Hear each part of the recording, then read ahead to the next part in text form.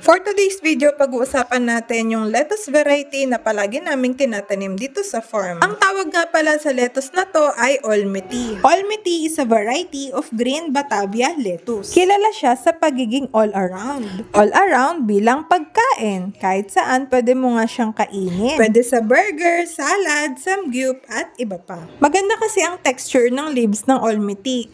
Crispy siya, sweet, at saka juicy kapag tinikman mo. Hindi rin siya mapait, kaya favorite siya ng mga customer namin. Favorite din siya ng mga hydroponic growers kasi madali lang siyang alagaan. Ang Olmeti, sobrang resilient niya sa panahon. Kahit nga maulan, ay lumalaban talagang Olmeti. Maganda pa rin ang tubo niya at saka maraming mga dahon. Hindi siya naglelegi at saka hindi rin siya basta-basta nagbo-bolting, hindi kagaya ng mga ibang variety ng lettuce. Kapag nagtanim kayo ng Olmeti, kailangan alagaan nyo siya with great care and knowledge para ma-maximize nyo yung harvest nyo. Kaya sa mga hydroponics grower dyan, piliin nyo yung the best variety ng lettuce depende sa lugar at sa demand ng mga customers nyo. Yun lang, sana may natutunan kayo.